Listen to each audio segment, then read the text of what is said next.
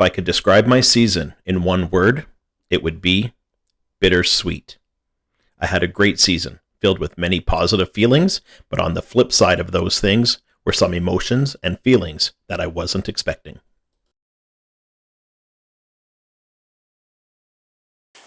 It's getting to be almost noon here on our first full day, an exciting morning, and got into the bull's bedroom right where we shot Leon's bull last year, and started doing a little bit of a calling sequence, and had two bulls fire up, one on each side of us, and we were patient.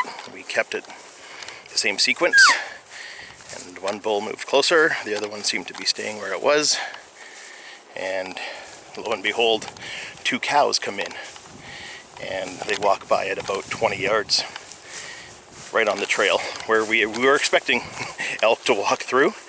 And they stopped, they looked, they knew something wasn't right.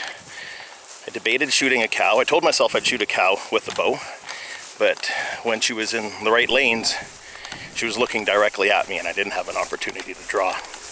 Also hoping that one of the bulls that we heard was following those cows, but nonetheless, we're gonna head back for lunch and we'll be back on it this afternoon and this evening.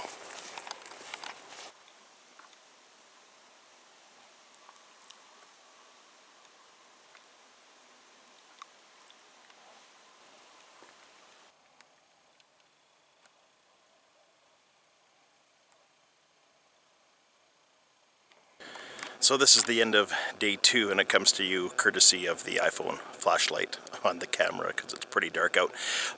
Had a bull going across one of the trails and gives out just a little bugle. I don't think he came to anything that we were doing, and I gave out a little chirp, and next time he bugled he was still farther.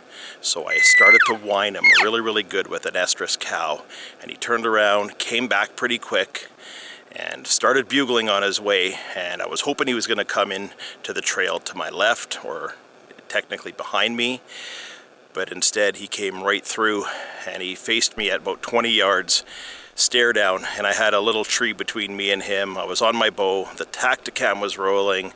I'm not sure how much footage there is of it. I was trying to stay pretty still.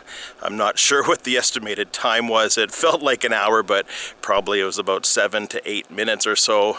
And as he kind of turned his head and peeked around that tree, he saw me and he bolted off, and that was the end of that. So I got him bull in. They're a little bit more responsive, and hopefully tomorrow maybe they'll be even a little bit more responsive and we can let an arrow fly.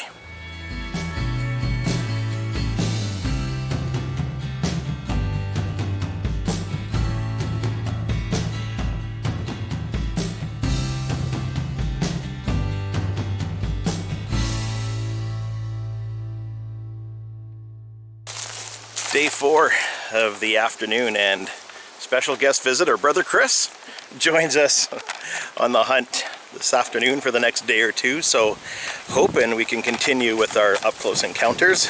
It's a windy one. We'll get in place, we'll set up, turn the camera on, and see what happens. We've been having encounters every day we've been out. We've seen elk, we've been on elk, we've heard elk, and that's promising, but that self-doubt still wants to settle in. I've gone days before in previous years without hearing or seeing an elk in 5 days, and that feeling is overwhelming. And although the encounters are there this week, that self-doubt does still creep in, and I'm wondering, are we going to get it done? We get so close to getting it done, and we can't pull off that last 20 yards. We can't get that shot opportunity, but we trust our process. What we're doing is working. We're calling them in, we're seeing them, we're hearing them. Maybe it's just not time yet, so we'll keep going. But those feelings, they creep in. Let's bring you up to speed. We slept in on purpose, not knowing what we were going to do. Leon steps outside to take a leak at about 7:30, comes back in the trailer and says, "I heard a bugle." I call bull crap. I go outside with my bugle, send one off. We get a response. We've been chasing for the last 2.5 hours here. 5 different bulls. They have cows with them. We've thrashed trees. We've bull called. We've cow called. We've got them interested. We've found some great bedding spots in an elk highway. And we're kind of at a standstill right now. We got a bull close. He's not moving. I have heard cows. So we'll see what our next play is. During the 9 days of chasing elk, we had encounters each and every day, which has been more than I have ever had in my previous years. Not folding a tag with so many encounters is bittersweet, but I'm always grateful for the opportunity to learn more about these majestic animals and share the woods with great people.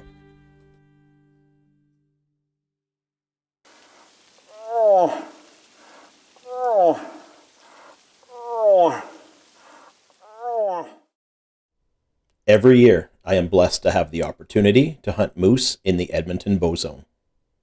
Like previous years, I have close encounters, but I'm still in search of connecting on my first bull moose. Had the big bull moose 166 yards away from me. He was bedded down in the swampy area where he has been for most of the fall, and let out a few soft cow moans, and he looked, but he didn't get up. And about half an hour before dark, he got up and walked in the opposite direction. I didn't have enough light to go after him, but I did watch him. I'm wondering if he'll be back tomorrow morning. He might be back. I might be back.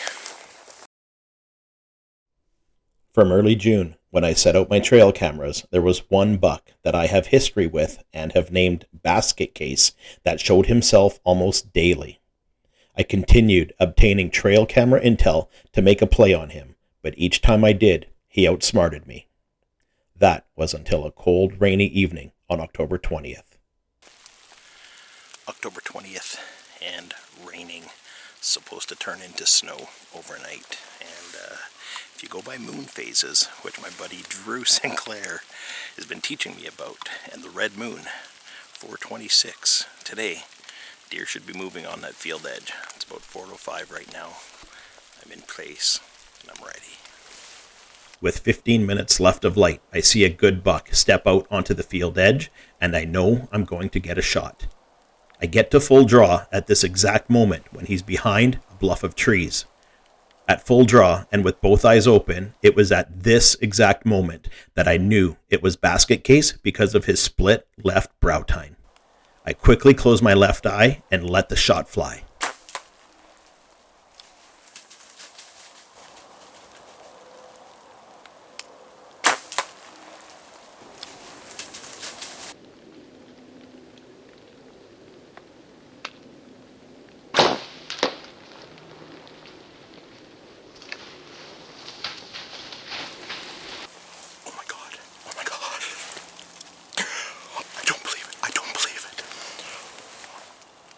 My target deer.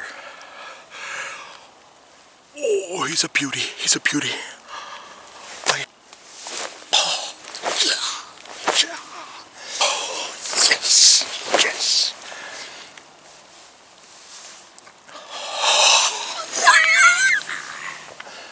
Well, I recorded this video when I was alone and in the bush, and I can't remember exactly what I said. Although I was thrilled that I had connected on my target buck, a couple days later, that bittersweet feeling hit me that I would no longer be able to see him on trail cameras, and gone was the anticipation of him walking out of the bush and stepping in front of me. October 20th proved to be a great day, as my good friends Alex and Drew also connected on whitetail bucks in a different part of the province that same evening.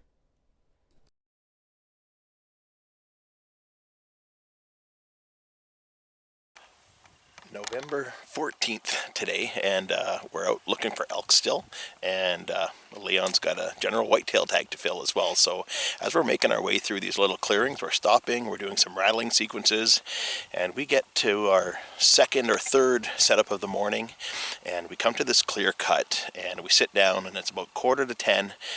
give a couple rattle sequences, a couple grunts, a couple bleats, and a small 3x2 whitetail comes up, and we're looking at him, and we're humming, and we're hawing. And that whitetail's looking at something else across. So as I slowly move my head and look, it's a bigger buck, and I get Leon's attention, and he focuses on it, and that buck gives him a shot. So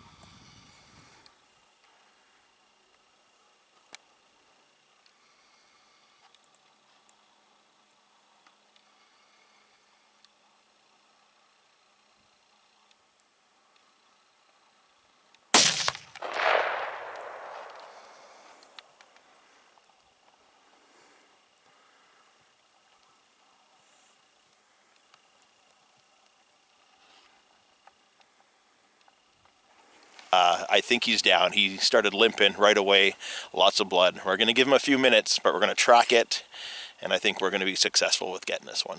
Thank you. Got him. Here's the walk-up.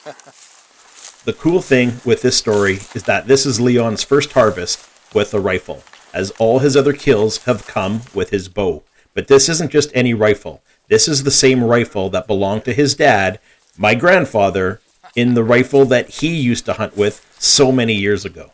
Nice. First kill with the rifle. Yeah. Came out to another buck, rattling. Little 1, 2, 3, 4x4. 4x4. You're going to get some pepperoni and jerky. You bet. After every successful hunt, there's always a phone call. We decided the first phone call would be to Leon's dad.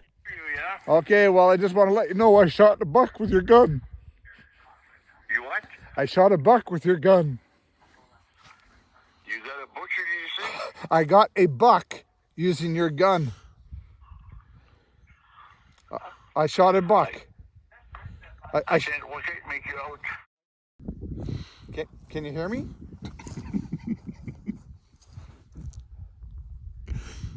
He's turning down the TV, I think.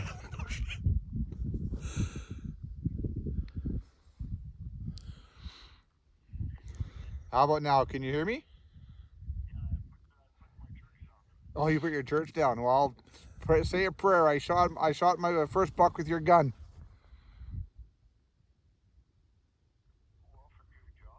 Well, I know it's a good job. So that gun hasn't killed anything in a lot of years. Just a minute, oh, you mean so you killed a deer? Is that what you said? Yes, using your gun. Yeah? Yeah, Well, that's what it's for. that's right. I will show you pictures when we get back, but I'll probably lose you here because we're out in the bush. I don't have Okay. I don't have good phone reception. Okay, I was just listening to my math, that's all. Okay, Dad, love you. Okay. Bye-bye. Thank you, bye. That's awesome. Leon has an old canvas packboard that belonged to his dad, which he used to use many years ago when he was hunting. After the harvest, we discussed and talked that we would get a mount done of this deer on the packboard and also include the rifle that Leon and his father used to hunt as part of this mount. The bittersweet part of this memory is that after the hunting season was over, Leon's garage was broken into and thieves stole his gun safe, which included this firearm that once belonged to his father, and he no longer has that firearm for any sentimental value other than the memories that it brought. Everyone will measure success in many different ways. I consider my 2024 season a success, even though I only accomplished one of my 3 goals. I worked hard to achieve that goal, and although I failed on 2 of them, I didn't lose sight of the importance and what being outdoors in the woods pursuing animals means to me. I found my peace, enjoyed my time, and continued learning. I'm ready to set new goals and work hard in the off-season, and I am excited for what the 2025 season has to offer me.